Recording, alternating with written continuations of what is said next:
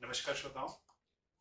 आयुष संवाद जो कि एक बहुत बेहतरीन मंच है पब्लिक तक अपनी बात पहुंचाने का। सारे विशेषज्ञ इसमें आकर के जन स्वास्थ्य रक्षण की बात करते हैं, पोषण की बात करते हैं, आहार की बात करते हैं और आयुष विधाओं से संबंधित जितने भी एक्सपर्ट्स हैं वो आपको अपनी जीवन शैली में आयुष विधाओं यानी कि आयुर्वेदिक, होम्योपैथिक, यूनानी, सिद्धा, नेचुरोपैथी, योगा को कैसे हम शामिल करके स्वस्थ रह सकते हैं और यदि हम बीमार हो जाएं तो कैसे बीमारियों से मुक्ति पा सकते हैं जल्दी से जल्दी।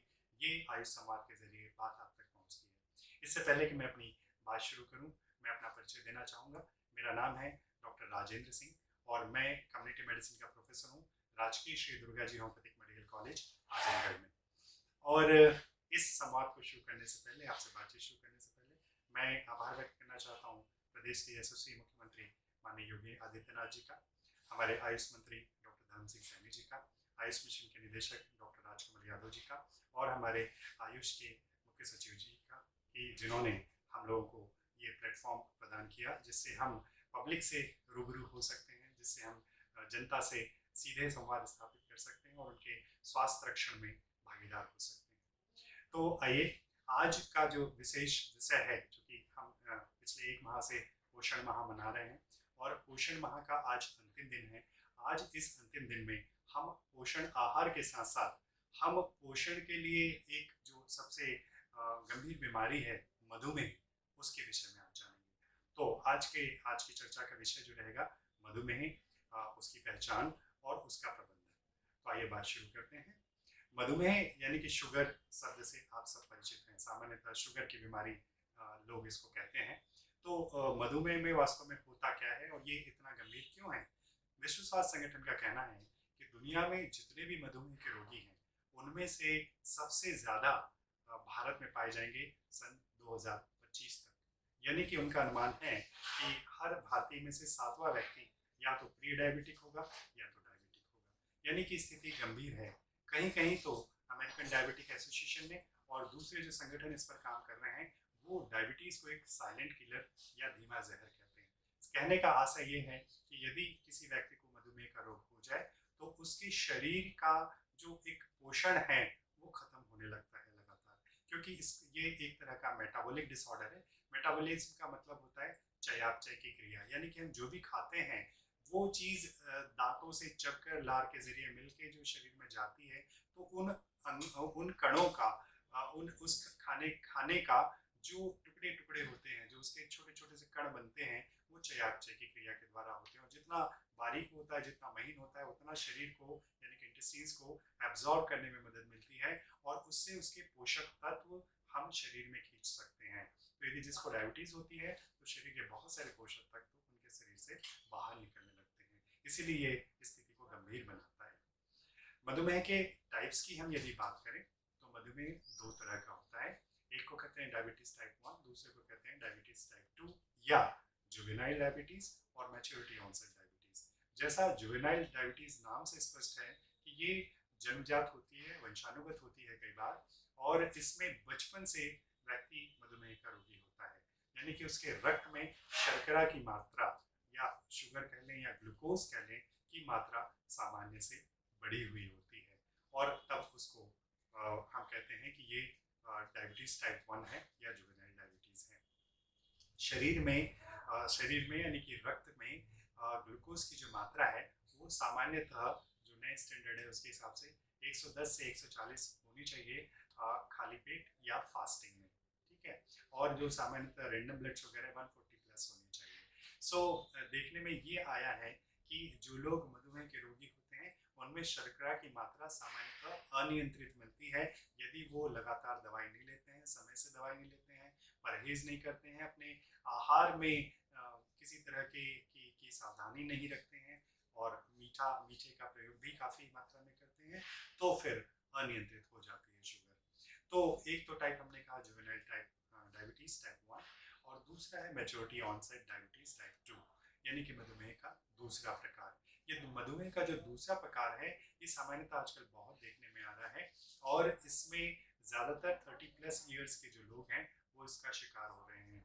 और इसकी जो पहचान है, इसका जो पता लगना होता है, क्यों हम इसको साइलेंट किलर कह रहे हैं, बिकॉज इसका पता इतनी आसानी से नहीं लगता। जब तक कि आप पता चला कि आप कहीं अपने एक रूटीन चेकअप के लिए गए हैं या कहीं एक्सीडेंटली आपने कहीं अपना ब्लड टेस्ट कराया है, तब आपको पता चला कि अरे आपकी तो शर्करा बढ़ी हुई है, शुगर की मात्रा आपके शरीर में बढ़ी हुई है। तो इसका आशय ये हुआ कि आपको पता नहीं था, यदि पता चलता तो शायद आप सावधानी रखते, खान पीन में आप परहेज करते, हो सकता है दवाएं जल्दी शुरू हो जाती। तो ये मैच्योरिटी ऑनसेट डायबिटीज़ की हम बात कर रहे हैं यहाँ पर। टाइप के बाद बारी आती है कि हम इसके लक्षणों की बात करें। लक्षणों में क्या होता है? लक्षणों में 3 P's की बात करते हैं: पॉलीफेजिया, पॉलीडिप्सिया और पॉलीयूरिया। पॉलीफेजिया मतलब खूब भूख लगना, पॉलीडिप्सिया मतलब बहुत ज़्यादा प्यास लगना, और पॉलीयूरिया मतलब बहुत ज़्यादा यूरिन होना या पेशाब होना। ये तो 3 प्रमुख कार्डिनल साइंस कहे जाते हैं। लेकिन इसके अलावा जो है वो बहुत सारे और भी लक्षण हो सकते हैं, जैसे शरीर का लगातार सूखना, शरीर में सूखापन आना, चमड़ी में सूखापन आना, शरीर में मांस की कमी होना, या जो मसल्स हैं उनकी वेस्टिंग होने लगना।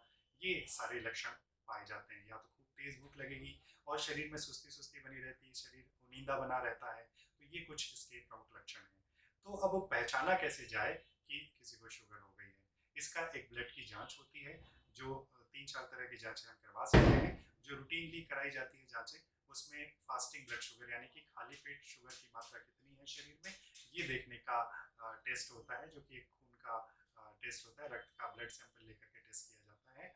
और दूसरा होता है रैंडम ब्लड शुगर, जो कि यूजुअली खाने के 1 घंटे बाद किया जाता है। ये 2 टेस्ट है जिनसे हमको सामान्य मात्रा शुगर की पता चल जाती है। इसके अलावा एक स्पेसिफिक टेस्ट है जो हमारे खून में 3 महीने में रक्त में शर्करा की मात्रा कितनी थी ये पता करती है, जिस टेस्ट का नाम है HbA1c। तो ये जो हेमोग्लोबिन है, ग्लाइकोलेटेड हीमोग्लोबिन है, इसकी मात्रा से पता चलता है कि पिछले 3 महीने में हमारी रक्त शर्करा कितनी रही है। इसके अलावा एक और टेस्ट होता है जिसको कहते हैं GTT, यानी कि ग्लूकोज टॉलरेंस टेस्ट। तो इससे भी हमको पता चलता है कि हम शर्करा के प्रति कितने सुग्राही, या हमारा जो इंसुलिन है वो क्या बन रहा है शरीर में, पेंक्रियाज में, जो आइलेट ऑफ लंगरहैंस है उनमें बन रहा है, या हमारा इंसुलिन बन तो रहा है लेकिन वो रेजिस्टेंट हो गया है, वो बॉडी को रिस्पॉन्ड नहीं कर रहा है। तो ये टेस्ट की बात हुई। इसके अलावा यदि हम बात करें कि इसमें किस तरह का प्रबंधन किया जाना चाहिए, तो प्रबंधन एक महत्वपूर्ण चीज़ है डायबिटीज़ के केस में। इसमें आहार और पोषण दोनों चीज़ों का ध्यान रखा जाना बहुत आवश्यक है। आप सब जानते हैं कि आहार मतलब फूड, यानी कि जो भी हम भोजन लेते हैं, जो भी खाने योग्य चीज़ें हमारी है वो हमारा आहार हो गया। लेकिन इसमें पोषण है या नहीं है, पोषक तत्व है या नहीं है, इसका ध्यान देना बहुत ज़रूरी है। डायबिटीज़ के मरीजों के लिए कहा जाता है कि जिस भी चीज़ में ग्लूटेन हो, जैसे आटा, यदि हम गेहूँ के आटे की बात करें तो इसमें है रिच कार्बोहाइड्रेट हमको नहीं लेना है, फैट हमको नहीं लेना है।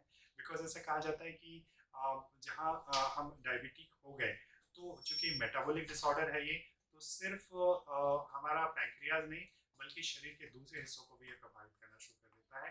ये किडनी की बीमारी को पैदा कर सकता है, ये कार्डियक डिसऑर्डर को पैदा कर सकता है, आंखों की ज्योति ये कम करता चला जाता है। और चूंकि मसल्स जो हैं वो कम होती हैं, तो धीरे धीरे मसल वेस्टिंग होने लगती है, तो मसल सूखने लगती है, वजन कम होने लगता है। इसके अलावा प्यास और भूख जब ज़्यादा लगने लगती है तब भी दिक्कतें बढ़ जाती है। तो इसका प्रबंधन किया कैसे जाए? जितनी जल्दी आपको पता चले, सबसे पहले तो टेस्टिंग ज़रूरी है, और जितनी जल्दी आपको पता चले उतनी जल्दी आप नियंत्रण कर सकते हैं। मतलब ये है कि early diagnosis, early treatment. Management के इसके मधुमेह प्रबंधन के जो 3 प्रमुख सूत्र हैं, उनमें सबसे पहला सूत्र है आपको डाइट मैनेज करना है। आपकी डाइट जो है पूरी तरह से प्री डायबिटिक डाइट होनी चाहिए, और डाइट के अलावा एक्सरसाइज पर आपको ध्यान देना। तीसरी चीज़ है इंटरनल ट्रांसफॉर्मेशन। अंदर से आपको मानसिक रूप से अपना परिवर्तन, साइकोलॉजिकली आपको चेंजेस लाने पड़ेंगे, अपनी सोच विचार में, अपने जीवन शैली में परिवर्तन लाना पड़ेगा। इसके अलावा है मेडिकल केयर। मेडिकल केयर का मतलब ये हो गया कि दवाएं आप समय से लें और नियमित रूप से लें, व्यायाम नियमित करें, किसी तरह का टेंशन और एंजाइटी न लें, 6 से 8 घंटे की भरपूर नींद लें, और कोशिश करें परिवार के साथ रहने की, अपने प्रिय लोगों के साथ रहने की, ताकि आपको किसी तरह का मानसिक पीड़ा न हो। और इसके अलावा यदि हम बात करते हैं दवाओं की, तो दवाएं हर विधा में उपलब्ध हैं।